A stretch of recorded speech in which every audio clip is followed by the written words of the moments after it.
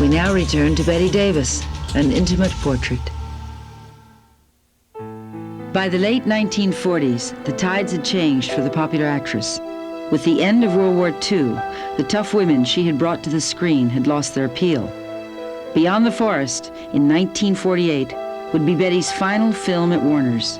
After 18 years, one of Hollywood's longest relationships had ended. There was always a sense of real pride to her how she handled those years, the years my mother was under contract. And while she had a loyalty to Warner's and Jack Warner and others that we always heard about, she was really upset with the way that they treated the actors and actresses in those days because she wasn't getting the part she wanted, and they made her do things that she didn't want to do. Now a single mother, for the first time in years, Bette worried about her career. When the part of Margot Channing in All About Eve fell into her lap, she knew she'd been offered a role that could put her back on top. When Bette got Mankiewicz's script for All About Eve, she practically got down on her knees and thanked God. She said it was the most literate script she'd ever received in her life. Seldom in cinematic history had an actress been so perfectly matched to a role. A temperamental stage star at the pinnacle of her career. My favorite film is All About Eve. You got my mother in it, you got my father in it. The film itself conveys a lot about the way my mother was.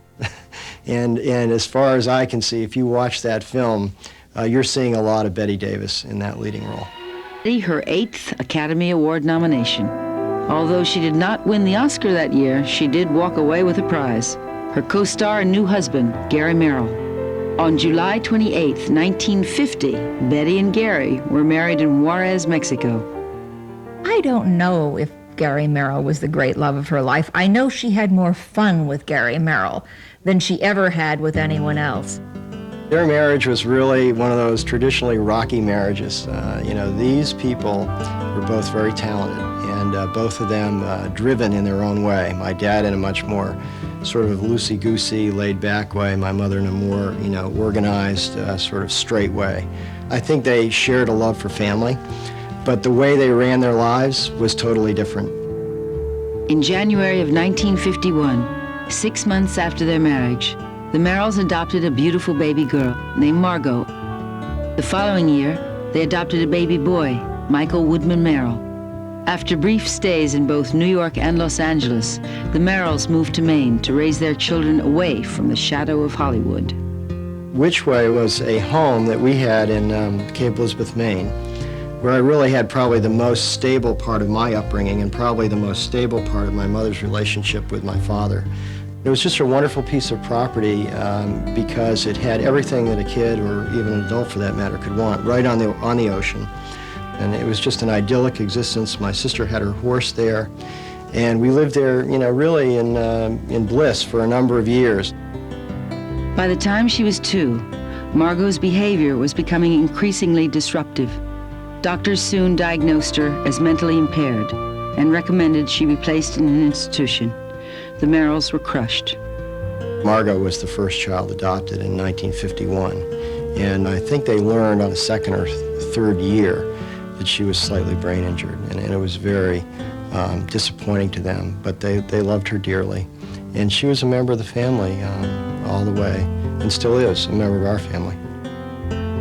It was becoming increasingly difficult for the Merrills to find work in film.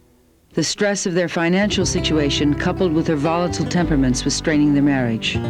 They returned to the West Coast and found work in Hollywood's newest stepchild, television. Although their financial picture was improving, what had been an increasingly troubled marriage was not. My mother and father wanted to lead that type of life, a kind of what we might say now is a suburban family growing up, the kids going to school in the local school. And we did that for a while, but it just couldn't work with their careers, and it didn't. Sometimes I wonder how they stayed together for the 8 or 9 years that they did. The Merrills made one final attempt to keep their marriage together and co-starred in a cross-country tour of the world of Carl Sandburg. Unfortunately, their reconciliation did not last long. One of the things that I thought was very funny was that she said to me, "I don't bring out the best in men," which was a gross understatement. Basically, Bette Davis, with all of her husbands, chewed them up and spit them out. and they loved it. That was what was amazing. They adored her. They just adored her at the time until they realized what was happening. In 1960, after 10 years of marriage, Bette filed for divorce. The idyllic family life she had dreamed of was not to be hers. When we come back, Bette throws a storybook wedding for 16-year-old BD.